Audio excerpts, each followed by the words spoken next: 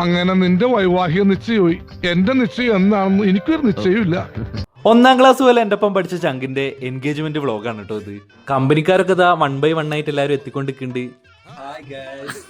ഇപ്പൊ ഈ ഹായ് പറയുന്ന ചങ്കുകളൊക്കെ കണ്ടിട്ട് ഒരുപാട് കാലമായിട്ടുണ്ടായിരുന്നു. അങ്ങനെ ഞങ്ങൾ എല്ലാവരും വീട്ടിലേക്ക് എത്തിയിട്ടുണ്ട്. ഞങ്ങളെ സ്വീകരിക്കാൻ ഇതാ എൻഗേജ്മെന്റ് പയ്യൻ തന്നെ വന്നിട്ടുണ്ട്. അസ്സലാമു അലൈക്കും. അങ്ങനെ വെൽക്കം ഡ്രിങ്ക് ഒക്കെ കുടിച്ച് കുറച്ചു നേരം അവിടെ ഇരുന്ന് സൊറ പറഞ്ഞതിന് ശേഷം നേരെ നമ്മളെ പയ്യനെ ഒരുക്കാൻ കൊണ്ടുപോയി.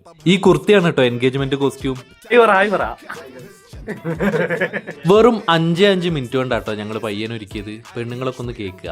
അങ്ങനെ ഫാമിലിയൊക്കെ 1 by 1 ആയിട്ട് വന്നുകൊണ്ടിരിക്കുന്നുണ്ട്.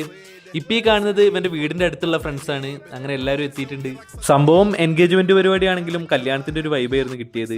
ഇത് ഈ നടന്നു വരുന്ന വ്യക്തിയാട്ടോ ഈ പരിപാടിന്റെ കോർഡിനേറ്റർ.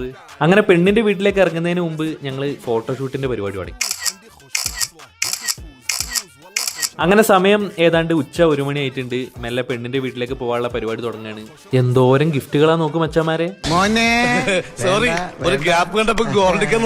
അങ്ങനെ ഗിഫ്റ്റ് ഒക്കെ വണ്ടിയിലേക്ക് എടുത്തു വെച്ചു. ഇനി നേരെ പെണ്ണിന്റെ വീട്ടിലേക്ക്. അങ്ങനെ എല്ലാവരും ഈ 2 സാധനങ്ങൾ വീതം കയ്യിലെടുത്തു.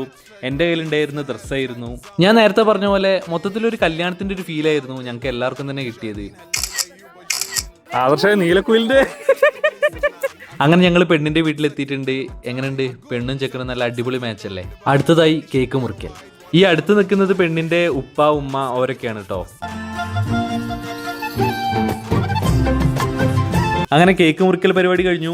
ഞങ്ങളൊക്കെ ചെക്കൻ്റെ ആൾക്കാരാ, അതുകൊണ്ട് ഞങ്ങൾ ഫസ്റ്റ് ഇരുന്നു.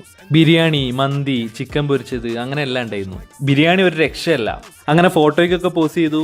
അപ്പം ശരി, അടുത്ത വീഡിയോ കാണാം.